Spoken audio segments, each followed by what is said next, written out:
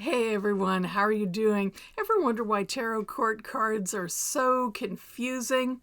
Well, stay tuned because in today's video, I'm going to demystify that for you. Welcome to Shadow.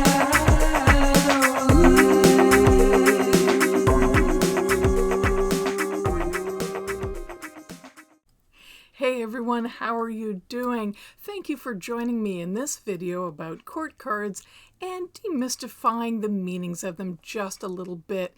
If you're returning to the channel, thank you so much for watching these videos and commenting. You know how much I appreciate that. And if you're new to the channel and you're liking the videos a little bit, please hit that subscribe button and the notification bell.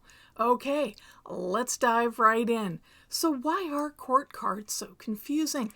I think because these 16 cards in the 4 different suits of the minor arcana in a traditional Rider-Waite-Smith deck, of course, well, they're kind of, what is a page exactly? Okay? How do I look at what a knight is, or a queen, or a king?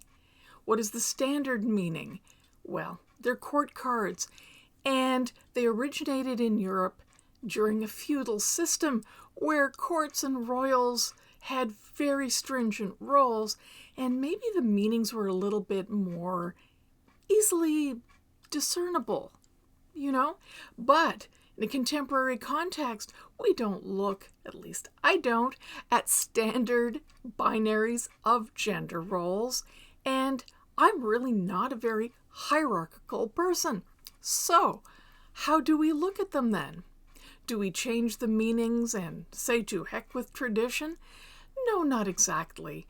I think the idea is to simplify it for you, and there are so many ways to do that without memorizing. Why memorization is not the greatest thing?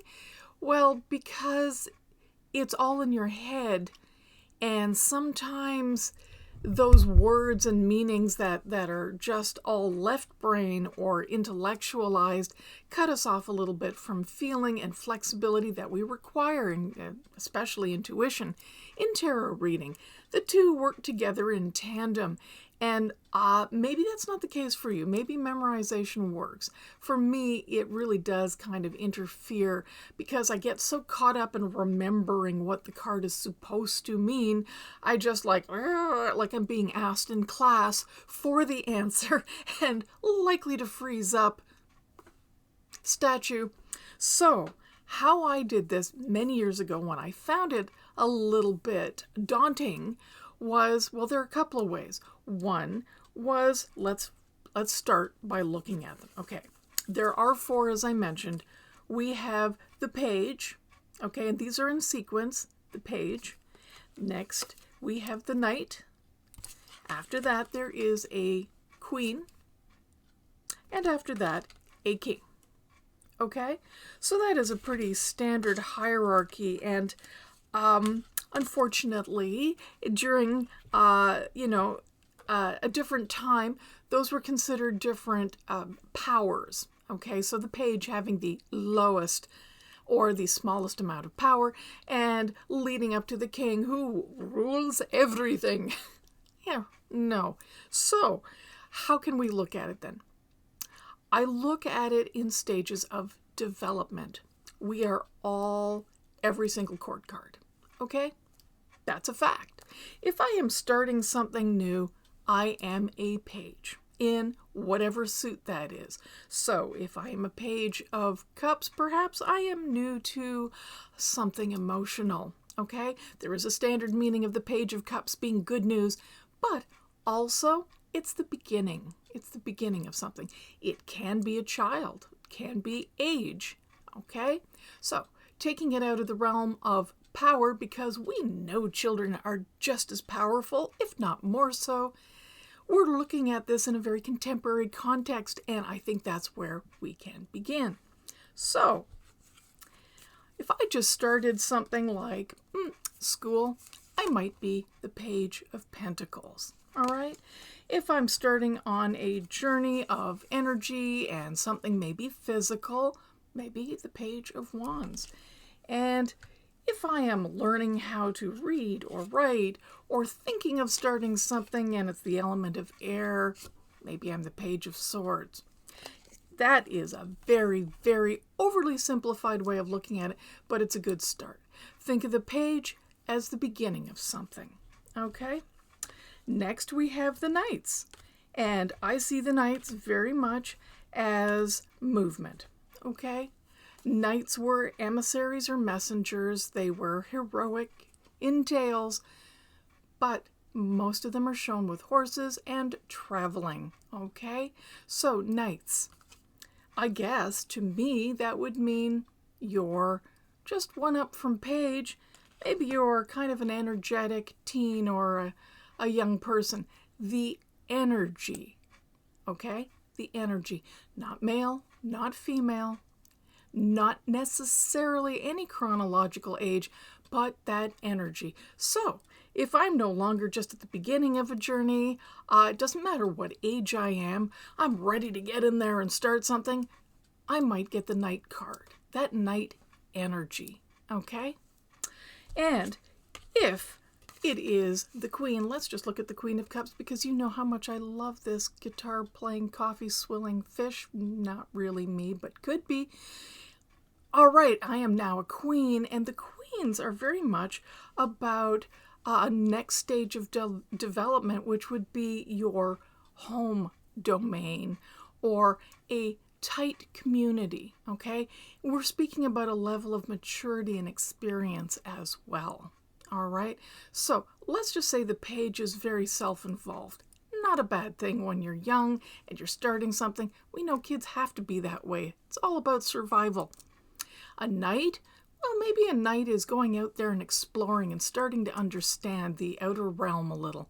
The queen is now understanding that fairly well and quite mature and looking after not only herself, but maybe a group of friends or whoever is the queen's community. And the queen can be male, female, or completely gender neutral. To me, it is about that stage of development, okay? And again, in conjunction with the 4 different suits. All right, then, what the next logical stage of development would be? Okay, kings, I know you're loving this. The king. And the king is beyond just understanding your home, your immediate family, friends, peers, and now the larger world, okay? And leadership qualities. You've matured beyond just maybe looking after yourself and a few people to maybe you want to be the leader of the entire corporation, nonprofit, of course, and sustainable, environmentally friendly products. Oh, shouldn't go there. But it shows that kind of leadership on a larger scale, okay? That is a king. So reading it in this context and taking it out of the realm of gender for me and putting it into the realm of stages of development and experience have never led me astray. I find it accurate in every reading. And I do tell people if they are asking a question about a particular gender, I will tell them this sounds like someone who is either a gentleman or male identified. And yes, I have had plenty of people tell me their boss is genetically female or female identifying with very strong leadership skills, and they will come up as a king card, okay? So maybe give that a try. Keep that flexibility in mind. That is just my favorite way of reading court cards, and as I said, over 40 years or so, it's never let me down. If you still find this a little too ambiguous, you know what else you can do. Just associate the court cards with an actor or someone that reminds you of those attributes. You can also give that a try. I don't know. Let's see. Who would the Knight of Swords be? I'll leave that to you. That association works for you, give it a try. Okay, everyone, I hope that was a very quick and simple way of looking at court cards, and it helps you on your tarot learning journey. You know, there's so many videos out there here on YouTube with really qualified readers, and they have full hour-long videos, and they go into extreme depth and detail. If you want to check those out, please do. Thank you so much for watching. Leave your comments. How do you read court cards? Are they easy for you? I look forward to reading them, of course. Don't forget to visit my website because I always have some new and interesting things there. Thank you so much. Everyone have a safe and wonderful week. Bye-bye.